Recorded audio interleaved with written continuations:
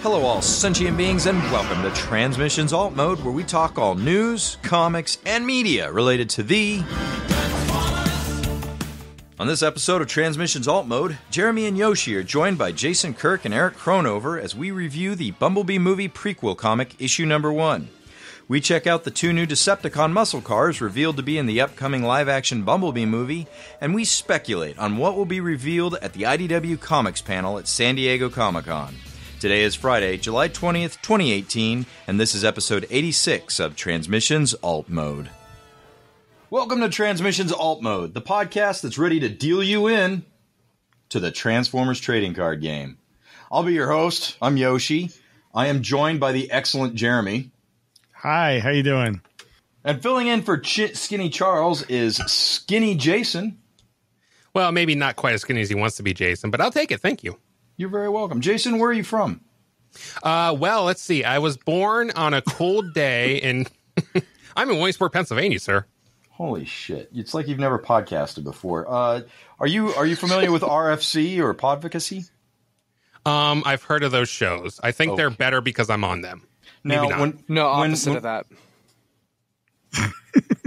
I'm broken. So when people listen to this episode and are more impressed with you than they are Jeremy and I, are they going to be able to go there and listen to you frequently?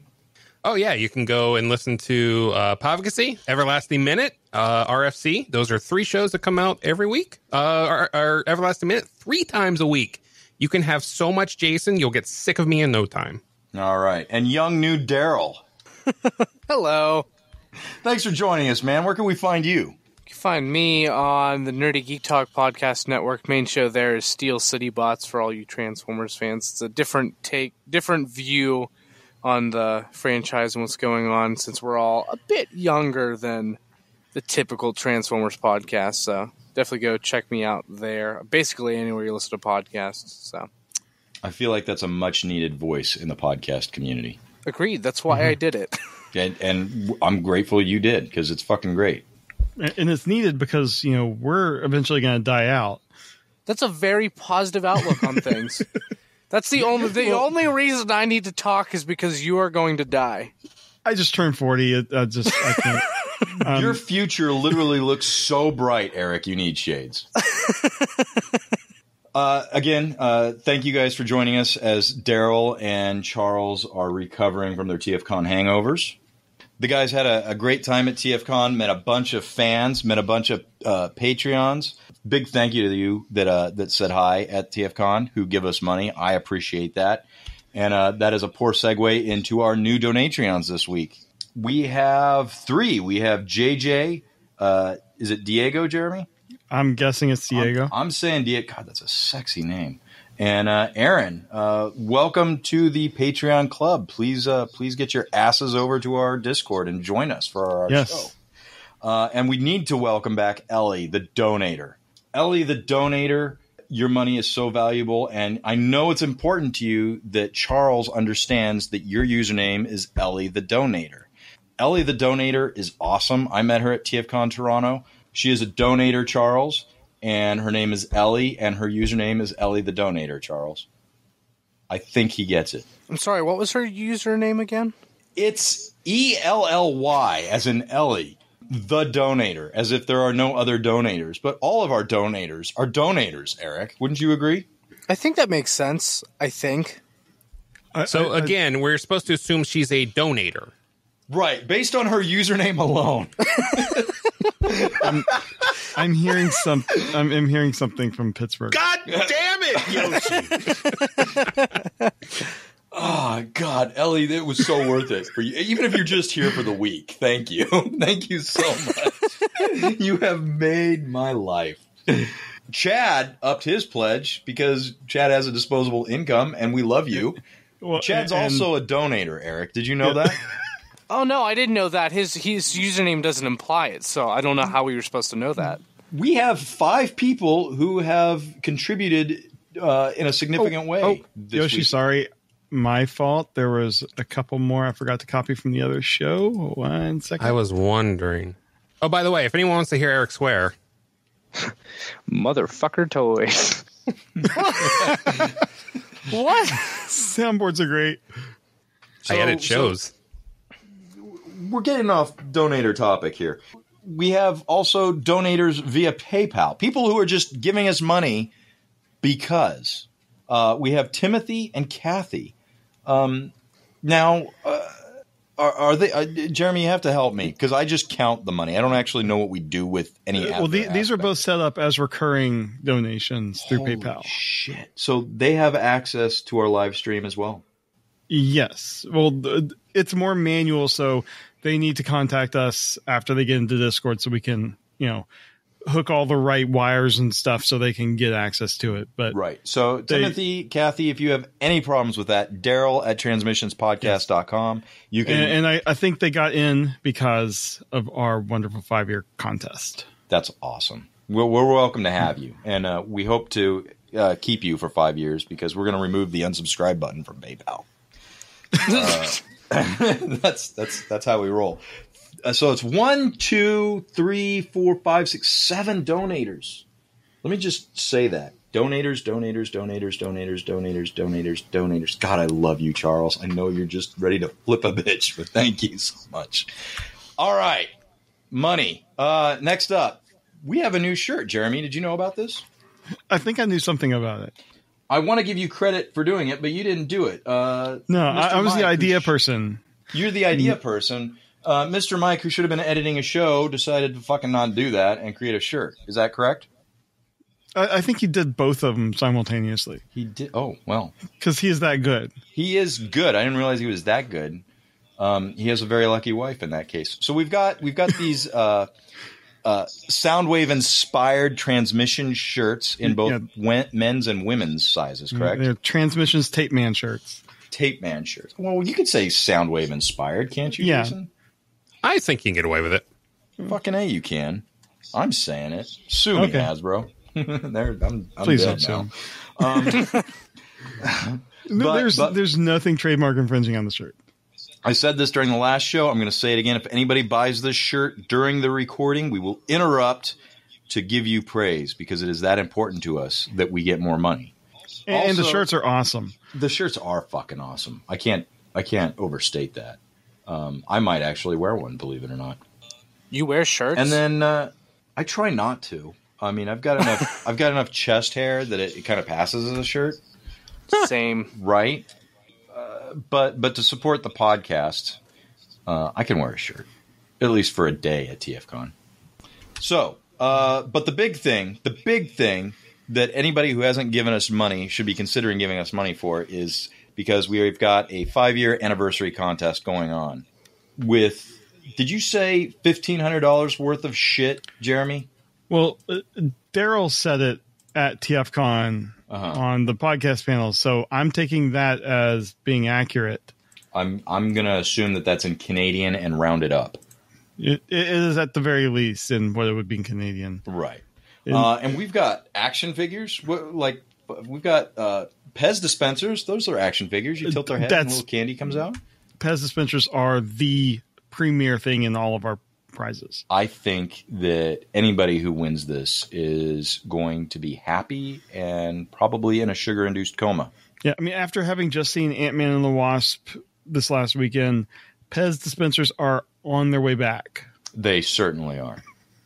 And then there's like some Masterpiece Megatron something. Yeah. Why did we even put that in there? I don't know. It's like the new Masterpiece Megatron or something. Huh. I guess that's a thing. We've got signed comic books. We've got posters. We've got Respect the Prime. Respect the Prime swag. And the album. And Blu-ray steel discs of the good movie. Yeah. So check us out at transmissionspodcast.com. Give us money so you can be a part of this. Now, we came to talk about comics, Jeremy. Mm-hmm. And I think Eric is going to kick ass at this Bumblebee movie prequel review. Oh, I am? No, I'm not going to do that to you. Jeremy, what are we reviewing this week? Well, before we go into the comic review... The fuck, man? We just sold a shirt. Oh! Well, look at this. It seems to have been sold by one Jason Kirk. As in one word. Huh, that's an interesting name. Jason Kirk, thank you so much for your purchase of a shirt. And we really appreciate that. We need you to take selfies while you're driving so we can share them. And I don't know what to say. I'm glad that my words motivated you, Jason Kirk, to purchase that shirt. You're pronouncing it wrong. It's Jason Skirk if you read it right. Oh my God. I mean, I wouldn't want to pretend to talk for this. I would be lost without you. Exactly. We have this special bond. You and I do. The no sound bond. I don't want to pretend to talk for this Jason Skirk character, but if I were to speak for him, I'd probably say, "You're welcome." And I got in a size that hopefully that person or Jason Skirk could have fit into in a few months. Well, really, the thing you should do is just to be safe, buy multiple sizes. Oh yeah, Jason Skirk should probably do that. Yeah. Now, Jason Kirk, no relation. I wanted to ask you, since you're filling in for Charles, you would know best because you're literally in his seat. You are filling his shoes.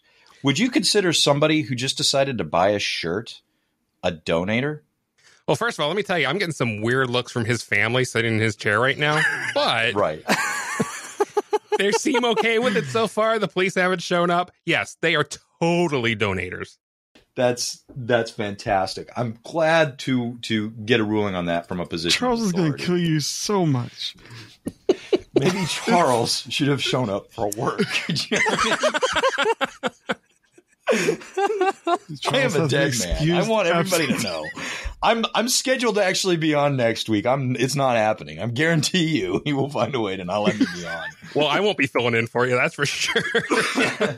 How about we get on to a comic review? I can't say sorry enough because this joke is going to come around at least one more time because I know somebody else is going to buy a shirt.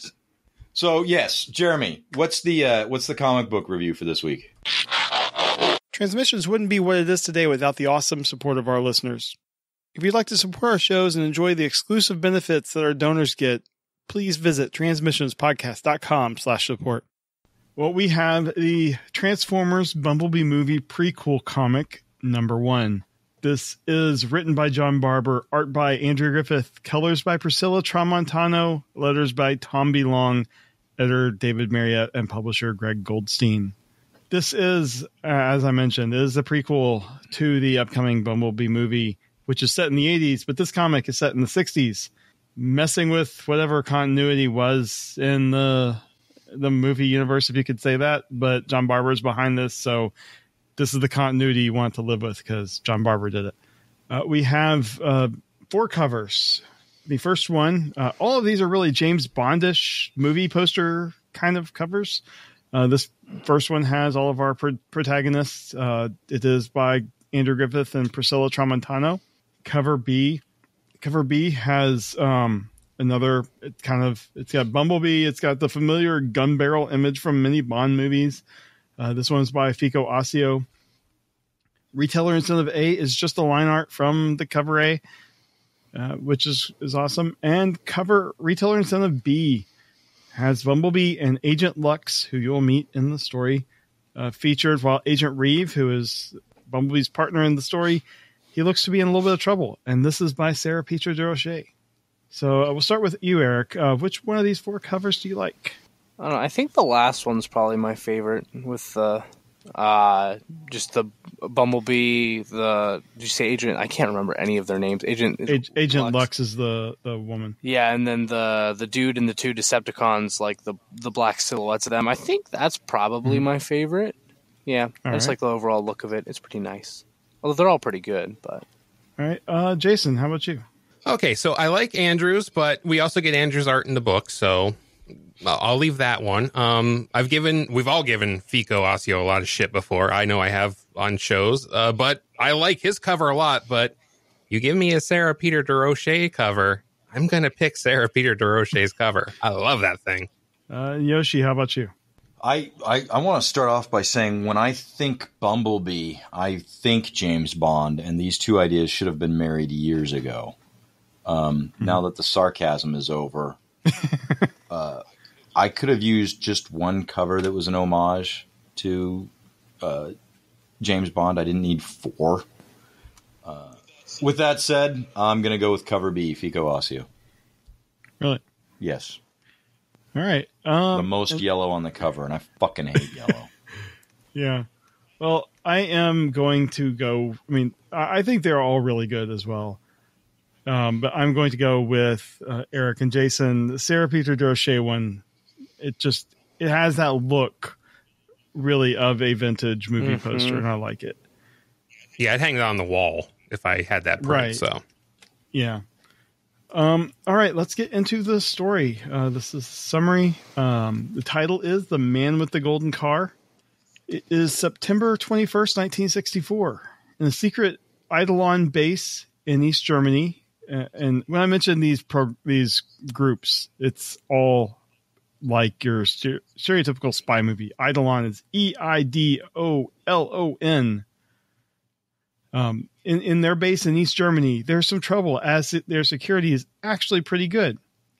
Program agent Omega Zero, aka David Reeve, has disguised himself as an Eidolon agent, and he can't get past a security agent without a key card. Opting for the low-tech approach, the security agent gets a chop to the neck, and Reeve has to use a fancy wristwatch gadget to confuse the other Eidolon agents that come up to see what the commotion was. With stealth no longer a concern, Reeve shucks the Eidolon suit and super spies his way into Eidolon chief Conrad Godel's office. His mission was to apprehend Godel by any means necessary. Unfortunately, someone else got there first, as Reeve finds Godel murdered in his chair. Also, it's a trap. Reeve jumps out the window as he calls for extraction right as everything blows up. Reeve jumps out the window as he calls for extraction from his partner Goldwheels right as everything blows up. A bright yellow sports car rushes to his rescue, but this isn't his partner. It's the Decepticon Wild Rider. Goldwheels, aka Bumblebee, is being chased by the Stasi. He does manage to make it to Reeve in time, just as Reeve is cutting his way free from Wild Rider's hand. B crashes into the Decepticon, and the two go through a section of the Berlin Wall. B finishes the job by dropping another section of the wall onto Wild Rider, then escapes with Reeve. Back in England for debriefing, Reeve is inside a secret office that is hidden inside a recording studio with Agent Lux. Outside, program director Pelham's car pulls up, and the director falls out of the chair dead, stabbed with the same type of knife that Godel was killed with. B immediately calls Reeve to get him out of the office when everything explodes. Reed and Lux do make it out as B is chasing the car that dropped off the director's body. He's then slammed into by another Decepticon, Diabla, and the director's car transformed into Runabout. Bumblebee tries to talk with Diabla and convince her to change her ways. She used to be an Autobot, but she wasn't. She was actually a double agent all along. Reeve calls to B and says they've got to retreat and regroup, and B thinks that's a great idea. Later, Reeve is checking in and reports to base station about what has happened. He's informed that they've suspected for some time that there was a mole in the studio base, and now that Pelham and Parson are both dead, Reeve is also informed that he, Bumblebee, and Lux have all been renounced until the mole is taken care of. And that is the end of the book. Personally, I thought this was a strong start. Bumblebee talks in the book, which is great. I'm a sucker for like 60s spy movies. I mean, I love the Bond franchise, and I thought this was fun. They kind of went crazy with the acronym agencies. I mean, you're setting it up with a small cast of Decepticons. I like that you have one that was a double agent. There's a lot of good world building here, which is more than what we get normally in the movie universe.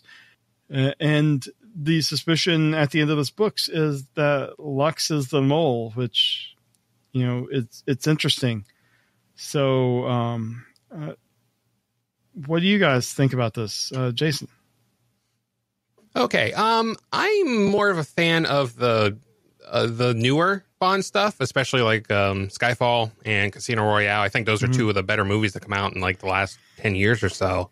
But I do have an appreciation for the older Bond stuff, and I think this book does a good job capturing that spirit. I'm also an incredibly huge fan of the fact that each acronym gets longer and longer. I think that's a nice little touch by Barber.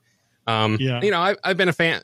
I'm a fan of Barber's work and stuff. So, and the fact that he does such a good job tying this into the Bond, that 60s Bond feel, gives me even more hope because he's one of the writers on the Transformers Star Trek book, which I think if he gets pitch perfect on Star Trek the Animated Series, that's going to be good, because there's some ridiculous shit in that cartoon if you've never seen it. I mean, Spock literally gets he's also got the Star Trek writer on that too. Yeah, the guy who did the Countdown prequel, and he's written some other stuff too. So yeah, I think that stuff's good. I mean, it is kind of a Transformers book that I think has more of it's probably equal, but their focus is kind of more on the human characters and stuff, which I mean, that's kind of what we get sometimes with this. So, but overall, it was a good read, and I like that. It does a serviceable job at that. It's good to see Andrew's art, after that long run on Robots in Disguise and just Transformers. I came to love those books so much, so it's always good to see his art.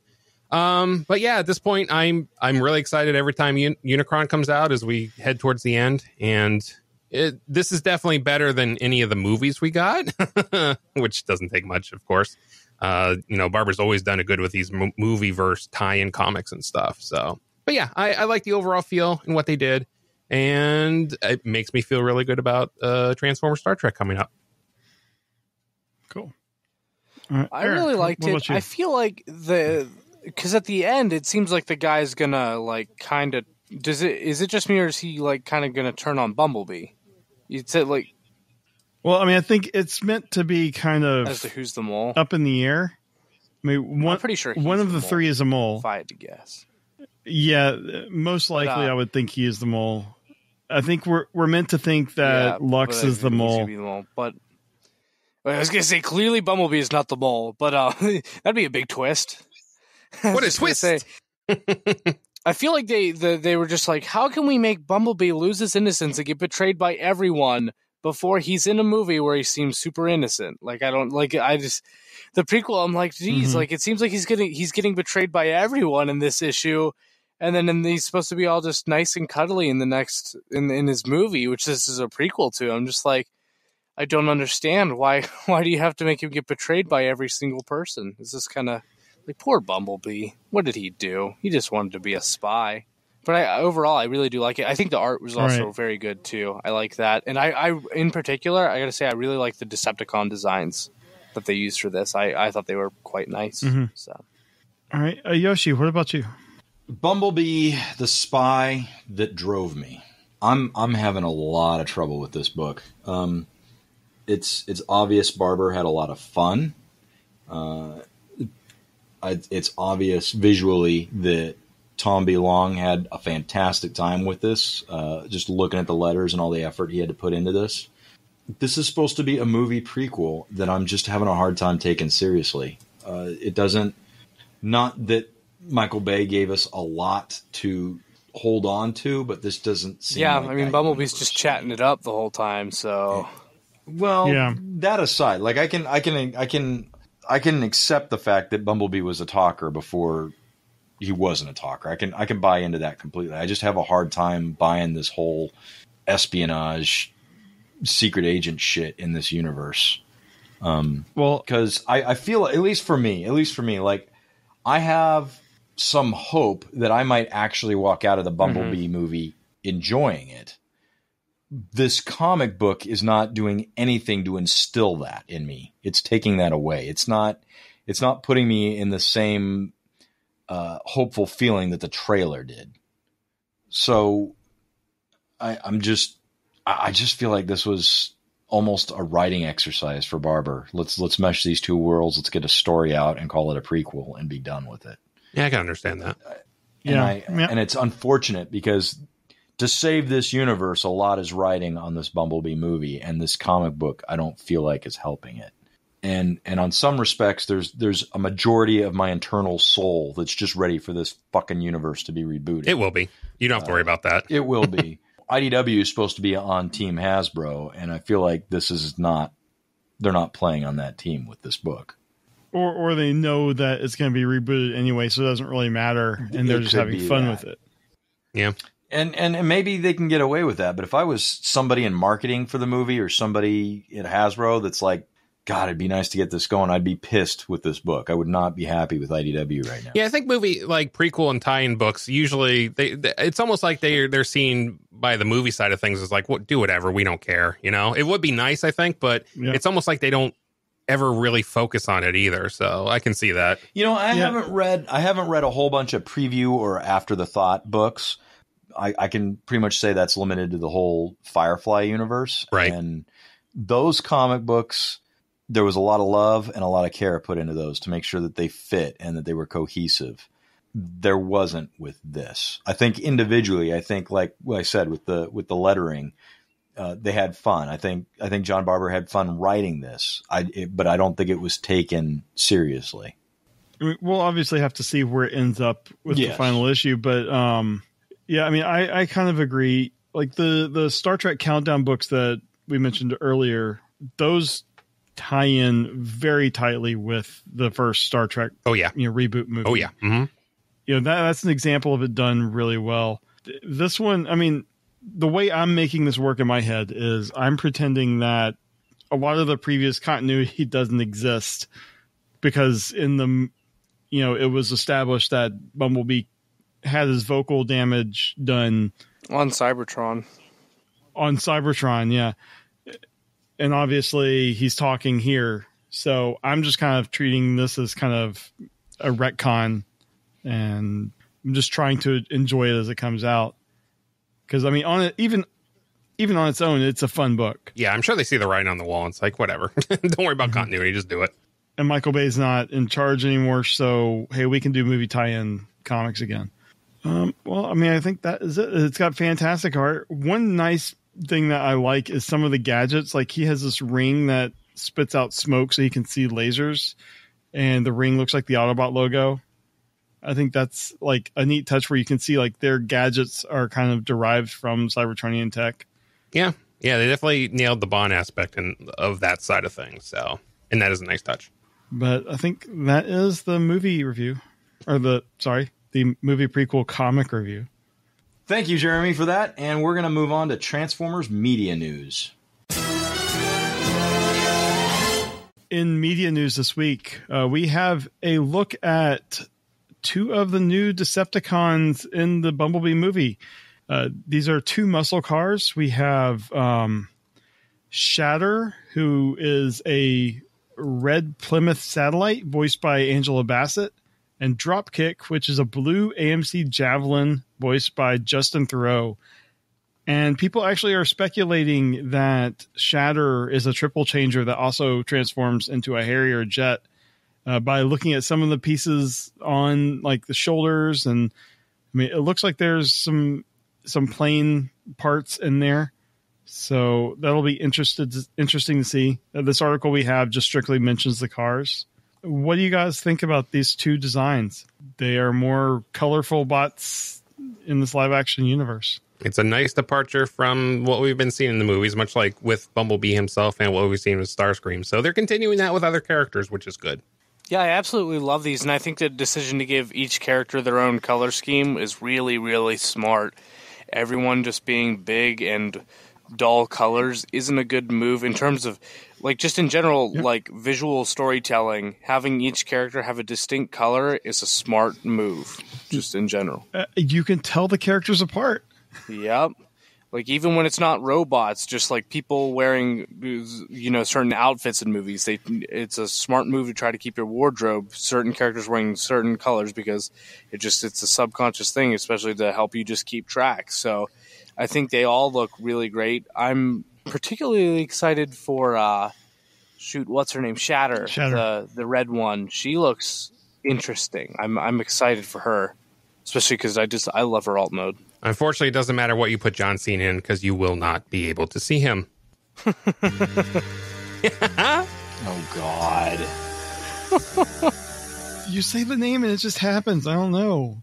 It happens because your finger is just hovering over that button, waiting for every opportunity to use it. He has too much power. He really does. You would think my button's over, but I really can't see it. It just happens. The thing I noticed about these right away is it's these, at least with the images we saw, we're not seeing flashbacks versions of these guys. We're seeing the modern render. So will these guys be in the 80s throwback? Who knows? But Well, no, this is from the 80s, so the cars are like late 70s, early 80s muscle cars. Oh. Yeah. I've talked to you about correcting me on this podcast. You told me to do the section. That's true. What do you think about the voices, Angela Bassett and Justin Theroux? Well, Bassett's cool. I still don't know why anyone gives a shit about Justin Theroux. I don't even know if I've ever seen him in anything. I mean, I saw him in Last Jedi, but I didn't care then either because I didn't know who the hell he was. I don't feel like these are names that are going to increase the box office sales. Like, Totally agreed. Like, I think they can do a good job, but I don't think anyone's going to be like, oh, they're in this movie. Oh, I'm going. Right. So you're either already going or you're not. And I think the trailers have done the best job of getting people to want to go. So I would have hired a legitimate voice actor if they're not going to spend money for a name. Oh, there you go. Yeah. I mean, I think Angela Bassett is a name. I mean, not a huge one for this movie. Not the target demographic name, though. Yeah. But I mean, if you're wanting a strong female Decepticon, I mean, it's probably a good choice. Gomez. oh my God. A name that the kids would recognize. That would not make any kids want to go see Transformers.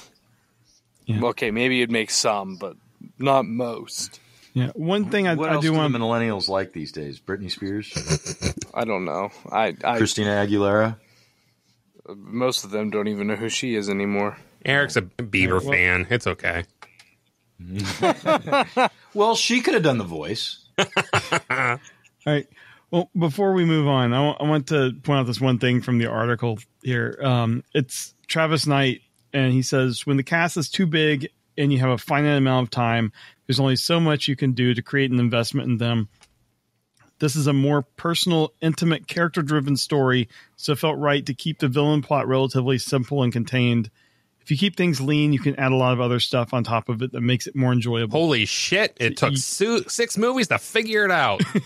So, Yoshi, you've been very critical. What do you think about, this, the statement? And I mean, does this give you even more hope in the movie? We've said this throughout the years that pretty much anybody other than Bay could do a better job. And I'm not, I want to feel that this guy understands the Transformers and is as frustrated as the rest of us for not getting a true Transformers movie. And he's just really going to do his damnedest to make sure we enjoy this one. Or at least understands how to make a good movie, whether or not even as a Transformers fan. This is a coherent movie. There's so many ways to take this. I almost feel like it's kind of like Hasbro's worst nightmare if this thing just does amazing. Because then they have to keep the universe alive. Yeah, they have to justify either getting rid of or keeping the universe going. And it seems like they're ready to just drop the universe after this. Well, so yeah. It really does feel like if this thing succeeds, it's like the worst outcome for them. Well, yeah, it's like you give this movie to the guy and you say, hey, no pressure because we're going to kill the universe anyway. This was just already, too far along to kill. Yeah. So he's like, okay, no pressure. I can just actually make a really good movie. To me, that seems like he's going to do that. And Kubo and the Two Strings was amazing. I loved it. So I'm curious if they're going to hand him more movies if he succeeds. Because, I mean, if it's in the 80s, I feel like there's certain things you have to avoid because of the movies. But, like, it's still, like, The Last Night basically said, yeah, Transformers have been on Earth basically all the time. So the continuity is just like, well, I mean, I guess they can be there since they've already kind of undone Or they that. can just pretend some movies didn't happen. Which, I mean, in all honesty, the movies already do that. So if they just want to kind of, if Bumblebee could almost be like a soft reboot type thing where it's just that's it's what I'm kind of hoping. it's kind of the same universe, but only if you don't think about it too hard. Right. I mean, I could see this movie and the 2007 movie, and then spin off into something new. But let's move on. We have something that's going to be revealed more in depth at San Diego. Hasbro and Wizard of the Coast have announced a new Transformers trading card game called the Transformers Trading Card Game. And, Wizard of the Coast does Magic the Gathering. This is a game in that vein. But it has some pretty impressive artwork on the cards that we've seen here. I can see a number of people getting the cards strictly for the art. And I think Magic is the same way. They have, cards with some really good art. But this is going to be as they describe it, it's a fast, easy to learn action battling card game that's designed to be played by 2 players. So you're going to be able to, build your deck and they're going to have some cards available at San Diego. Exclusive cards. Yeah, some exclusive cards. And I think this looks great. I am not a fan of the collectible card games like Magic. But Yoshi, you're kind of the RPG kind of guy, but I don't know if you're into the Magic. What do you think? I continue to kick myself about this, and I don't blame Dogcades, but Dogcades had said on Twitter that he pre-ordered a box and that he was looking forward to it, and I kept thinking about it. It'd be fun to play the game with you guys at a convention. It might be fun to do some sort of live stream where we play it. So I fucking pre-ordered a box. Ooh. And I pre-ordered the starter set, and fucking if I can get my hands without a whole lot of effort on the San Diego Comic-Con exclusive, I'd like those too. But I'm not blown away at all by the art that they've shown so far, and I want to be. I want to hope that there's some redeeming factor, a card that I'll be stoked that I spent fucking that much money on. Well, we haven't really seen the exclusive cards yet. So. We haven't seen the exclusive cards. The cards we have seen, I'm just not blown away by the art yet. So I'm hoping that there's something in there that will wow me. Yeah. If anything, it'll be fun to talk about. It'll be fun to play a hand or two with you guys. So I don't know if that's going to justify how much I'm spending on them. But yeah. What I would hope is that they leverage some of the artists that have done amazing work recently and get them to do some of these cards. Sure. Well, I do think some of the art is actually going to come from the art that was in the Transformers Legends game card online, or that would make sense. Which actually a lot of the art in that was really good. So if they haven't shown a lot of it off, hopefully we see more, and it's a little more to your taste, Yoshi. I mean, didn't Guido do a lot of that? Guido did do a lot of that, yes. Marcelo? Yeah. And fun fact, back when I played that game and I didn't have a whole lot of bills or a child, I spent like $100 on that game buying shit and got nowhere. So I hate that game with a passion. I've played other games where I've spent like $2 and gotten way further. So screw that game. And now they can reuse that art and make you buy more cards. Yeah, the art was so pretty, though. Jason, I did that with The Simpsons. Yes. After what, 3 years of doing that, I finally just said, this is a time suck. And I literally have no games on my phone now as a result. Now, the cards, I think, will show up on Hasbro Toy Shop. I think May 18th is the date those are all dropping. So, or not May, sorry. Whatever day the SSDC exclusives are hitting with Optimal Optimus and all that. I think they're going up too. So August 13th. Thank you, Eric. I thought you might know that. So keep a watch out. You might be able to get the exclusives. See, my idea for the card game is if they were smart, because Hasbro used to do the pack-in comics with toys. Like for generations, they used to have the IDW comics. They'd have some of those packed in. Oh, fuck, I know where you're going. But now they do the collector cards for the toy line. If they were smart, which in all honesty, War for Cybertron, we don't know if they're going to have the collector cards or not. They would do specifically cards from the game. That's fucking as genius. A pack-in with the next... well, the fact that Yoshi thinks it's genius means they're not going to do it. Because it would be too smart. Why not? It makes sense, and you're gonna get some overlap. Like there will be some people who are like, "Well, if I'm already buying the entire toy line and have all these cards, why not get an actual pack?" Like you know what I'm saying? So I'm just saying that would be a smart move on Well, I don't know if it would necessarily be Hasbro, or whoever the company is that's doing the card game. Like if you wanna get that overlap, I think that's a solid idea. Well, that's it for Transformers media news, and we'll move on to convention news. Let's talk San Diego Comic-Con panels. IDW has a Transformers Unicron and Beyond panel that is taking place Thursday on the 19th at 10 a.m. till 11 10 to a.m. 11. Yeah, Sorry. 10 to 11 in room 29AB, with the Hasbro panel following immediately afterwards. And then there's a movie panel, probably for Bumblebee on Friday, July 20th between 5 and 6 p.m. Well, my thought on Unicron and Beyond is just knowing how the comic book industry works, especially lately, they'll probably spoil a bunch of shit about Unicron that they shouldn't. I imagine the meat and potatoes there is what's happening afterwards. What's this rebooted universe going to be? Hopefully what are they we gonna actually tell get us? some information. How you should read Visionaries. Yep. Yeah, probably. But what are they going to tell us that's going to be so amazing that we're just not going to give a fuck about what happens with Unicron? What do you think, Jason? I'm sure the bulk of it is going to be what's coming up. I mean, I'm already happy about the Transformers Star Trek, so that'll be enough to keep me going. I got to assume they're going to keep it a close tie with what's going on in the toys. Although I'm hoping we get more of a Cybertronian war feel than the toys are giving us, which I think they do. I don't think they don't usually go hand in hand quite that much. But yeah, I think we'll see we'll probably see Transformers at war. I know that's a crazy thing to think with IDW and Transformers, but I have a feeling that might be a thing we see. Yeah, you're probably nailing that one on the head. What do you speculate, Jeremy? Well, I mean, I think I agree that it's probably going to line up with the toys a lot better. What I would really like to see, because I really think that the Hasbro Universe concept has legs. It was just trying to make it work inside the already existing continuity was just the wrong way to do it.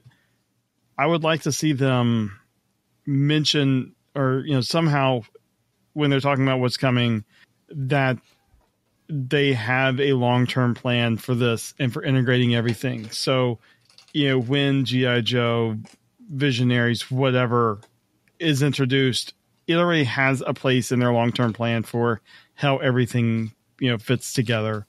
God, wouldn't it be so nice if they just admitted they should have listened to the fans? Well, these days, if you listen to the fans, you're going to be stuck because you got one group saying to do one thing, one group saying another thing, and there's just okay. They should just listen to me. Yeah, if they listen to you, you're going to get your 80s cartoon. Isn't that what every fan says, though? Eric, it's called Transformers Unicron Bed Bath and Beyond. What do you think it's going to be? For the Unicron panel, part of me just kind of wants to avoid any news from that so I don't get anything for Unicron spoiled, because I feel like that's very likely, and I'm actually kind of excited to get to the end of the Unicron story without, knowing what happens. I know. That's why I'm like, it's going to be difficult, but my number one priority in terms of that panel is not. That's one of the hardest things about doing a podcast is you kind of have to spoil yourself. I know. Also, I hate it's one of the worst things about getting on and doing a live stream right after said panel. Well, yeah, but we're not going to care about that panel as much for that live stream. We're going to care mainly about the one that's after. Unless you have someone in the chat being like, talk about Unicron. Talk about how Unicron marries Optimus Prime and they live happily ever after. That'll be the spoiler. Calling it now. Snoo. Unicron and Optimus wake up in the bed together, and Optimus is like, I had the weirdest dream. But here's the twist. They don't actually get married. Current comics news. I do expect that the Paramount panel is going to have a new trailer for Bumblebee. Oh, yeah. No, that's coming. Also, the new Godzilla movie have a trailer, too. Pumped for that. All right, guys. I think that's it for convention news. And we have no feedback this week, so please head over to transmissionspodcast.com/feedback and leave us a voicemail, leave us a text, leave us an email, leave us a social media, whatever. You've got all kinds of ways. Leave us something to talk about, because we love hearing from you. Jeremy? Yes. I think we should thank our excellent guests, New Charles and New Daryl. I think that's a good idea. Thank you. Eric and Jason, thank you guys so very much. Jason, you are a pleasure, sir. You are skinny. Where can we hear from you? Where are our fans going to migrate and take their donations to you? How do they do that? Well, if you've played your cards right, this could be the 7th time you've heard my voice this week. So check me out at check me out Povixy.com, everlastingminute.com for my minute by minute podcast about Willy Wonka and the Chocolate Factory. I will be on RFC on Wednesday. We did an RFC extra about some of the reveals that are coming up on SDC that we got from the Sideswipe and the Prime and the little Target Master dude they revealed on Friday. And we're doing a live stream, me and Eric. Or, well, I guess that's already passed, but you could still go into tfradio.net and listen to the live stream that we do. And I'm sure it'll be entertaining. Oh, it will. And, of course, you can hear me on the Transmissions Toy Show that came out on Wednesday this week. So 7 times to hear my voice, people, or 7 times to run from the room screaming. The choice is yours. I'm so sorry. Eric, what's your favorite Transformer? My favorite Transformer of all time? Yes. You don't know it. Oh, I think you've Bisk. mentioned it. Bisk. Oh, yeah. Bisk is literally the greatest thing ever. Now, that alone tells everybody all they need to know about Sure does. But if they're inclined to hear your sexy voice more, your bearded sexy voice, Oh, thank you. where can our listeners devote their time to you at? Anywhere you listen to podcasts, Nerdy Geek Talk is the network that I have. The main show on there, Steel City Bots, Younger Transformers podcast. It's always a fun time over there, so definitely give that a shot if you're looking for something new. And then you could probably find me around Radio Free Cybertron doing odd things occasionally there. So, From the bottom of my heart, I want to thank you two for being donators by donating your voices to this episode. We really appreciate it. Jeremy and I could have done it without you, but I'm glad we didn't. My pleasure. Me too. absolutely. I need to change my username to have donator in it now, There you though. go.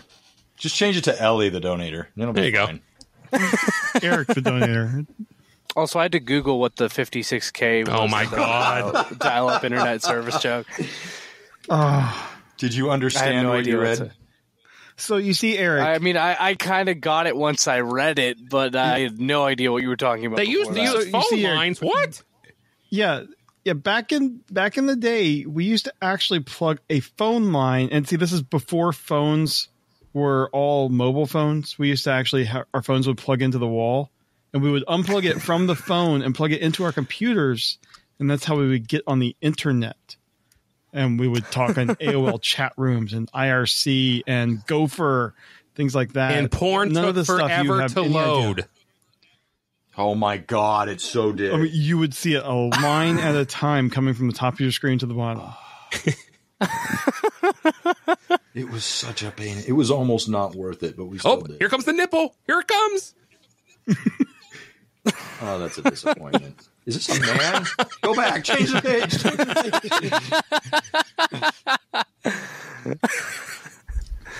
Oh, man. I'm glad I live in Modern the day that I times. live. Yeah, I was going to say.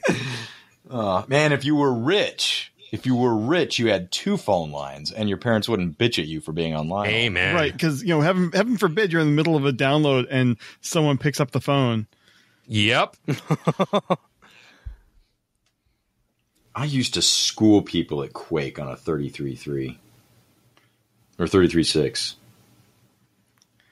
I think this is a whole nother show, though. It sure is. It sure is. School Thank you, everyone, millennials for on real joining us this technology. week. Thank you, everyone, for joining us this week. It was awesome, and we'll catch you all in the next one. Yeah, Later. thanks a lot. Bye, everyone. See you. Thanks for listening to Transmissions. Remember, you can help support the show by donating to us directly via Patreon or PayPal. Once you become a donor, you will receive access to donor-only goodies, like donor-only contests, listening to us record transmissions live, and getting transmissions swag at 20% off.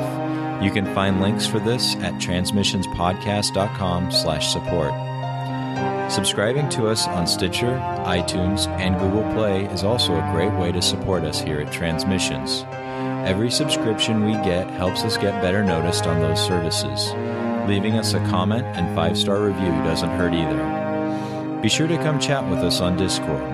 You will find a link for Discord at transmissionspodcast.com/Discord. And of course, you can always send us an email at feedback@transmissionspodcast.com. Thank you all for listening, and we'll see you again next week.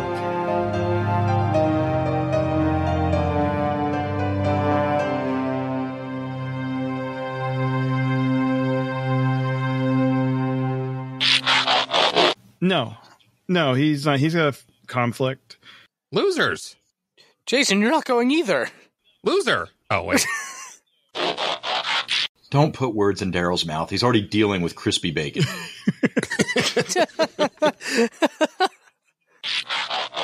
You kicked him out. His feelings are hurt. Yeah, you told him to leave. Dick. Then let's try this again. You weren't even nice about it. Like, please leave. No, just get out. You just leave. Don't apologize to us. No, apologize to Craig. Fuck you, Craig. You're going to have a lot of outtake fodder. Fucking Mike. You're welcome. A bright yellow sports car rushes to the restroom. Right, I read the chat and got distracted, Jason. Oh, blame me, sure. You're the one that posted the chat. Can I get dimensions of this restroom? I want to see if this is physically possible.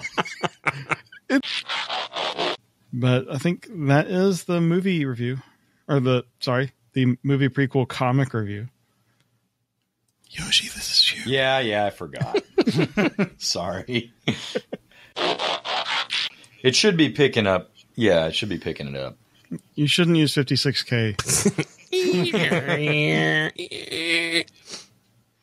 I don't think he understood that reference. Nope, I didn't.